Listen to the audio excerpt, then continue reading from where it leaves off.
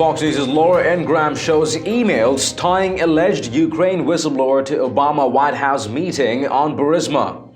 Hello and welcome to TST. If you're new to the channel, tap on the subscription button and press the notification bell so you can receive news and updates that you can rely on daily.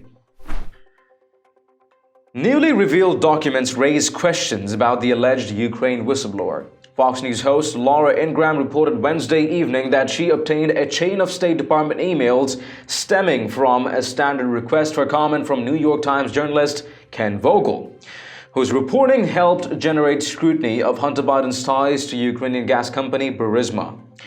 Hunter Biden is the son of Democratic presidential frontrunner Joe Biden, and Republicans have called for him to testify during the Ukraine-related Senate impeachment trial against President Trump.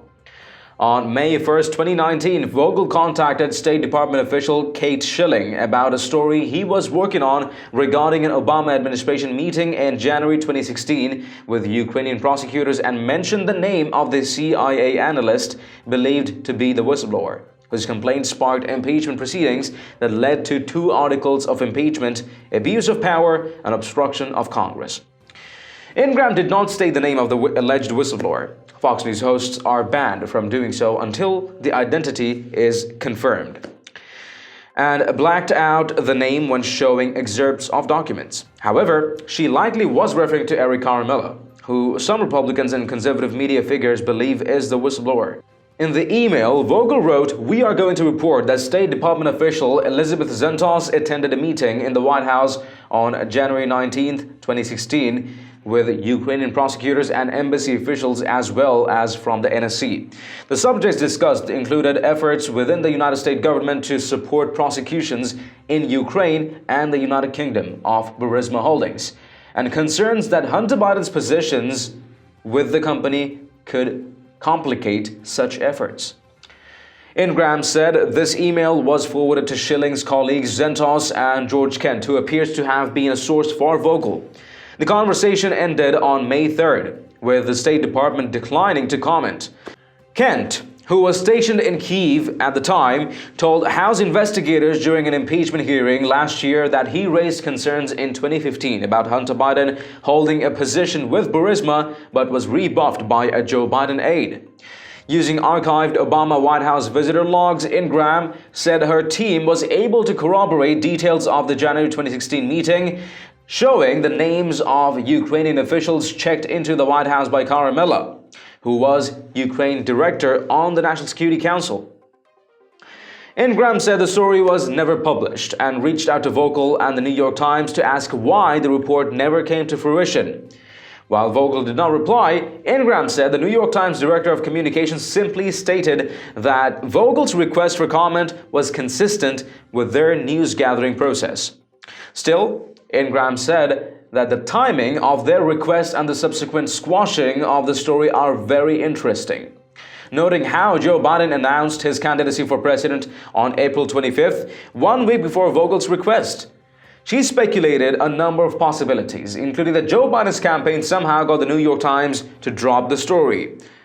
On the same day as Vogel's request to the State Department, he had a report published examining how in 2016, then Vice President Joe Biden threatened to withhold $1 billion in U.S. loan guarantees if Ukraine did not fire its top prosecutor, Viktor Shokin.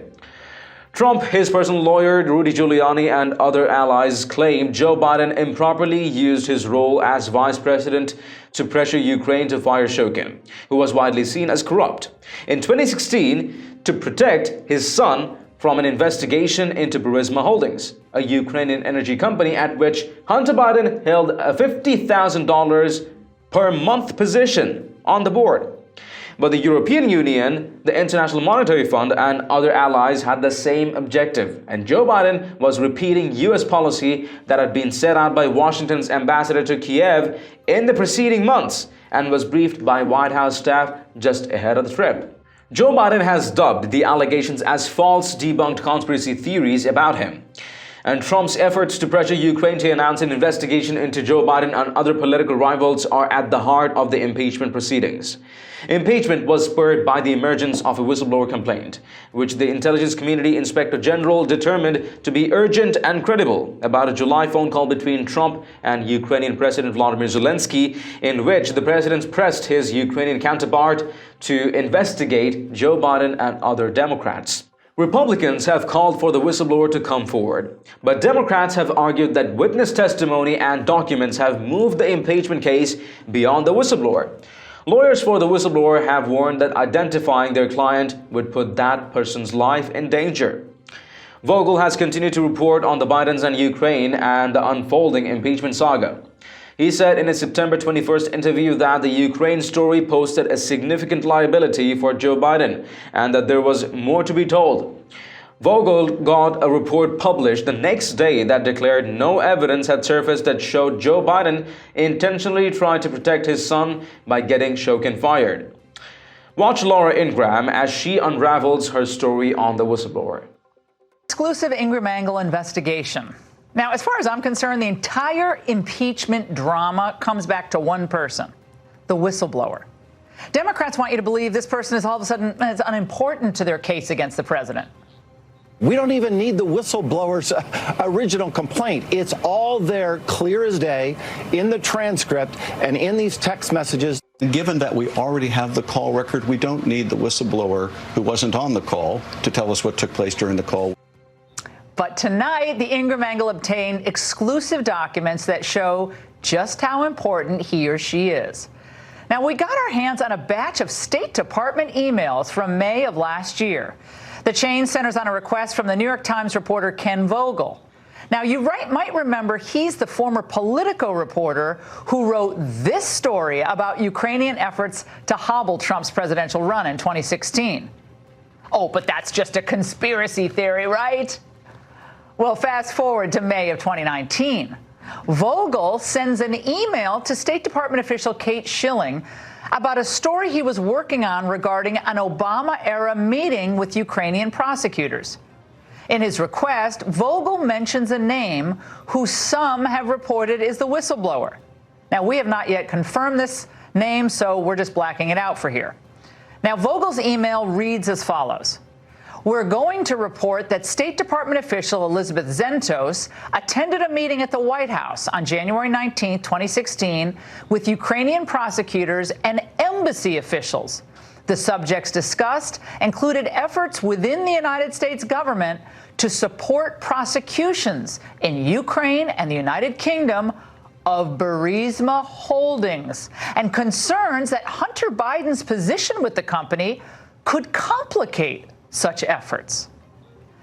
On May 1st, State Department official Kate Schilling forwarded Vogel's email to her colleagues Elizabeth Zentos and George Kent. Now, remember him? He was one of the House Democrats' all-star impeachment witnesses. Now, according to Schilling's email, Kent has previously been a source for Vogel. Oh, I wonder how many times. I was thinking about that today, but I digress. Now, follow-up emails reveal the conversation ending on May 3rd when the State Department eventually just declined to comment. We at the Ingraham Angle were, however, able to corroborate details of the January 2016 meeting. However, we did this, of course, using archived Obama White House visitor logs. They're not going to tell us. We have to go to the logs. You can see them on the screen now. They show that the person who many believe to be the whistleblower checked in numerous Ukrainian officials into the White House on January 19, 2016, the day Vogel claims there was a meeting on Burisma and Biden. Also at the meeting were Ukraine's lead anti-corruption prosecutor and the head of the country's anti-corruption bureau, both of whom were there to discuss the complications of Hunter Biden's sweetheart gig.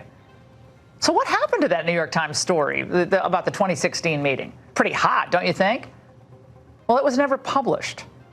We asked Ken Vogel, the reporter, why nothing ever came of it, but he didn't respond. The New York Times director of communications did, however, also refusing to answer our questions about why the story never ran, instead noting that Vogel's request for comment was just consistent with their news-gathering process. Got it. Nothing to see here. The timing of the request and the subsequent squashing of the story are very interesting. Now, let me explain why. Biden announced his candidacy on April 25th, 2019.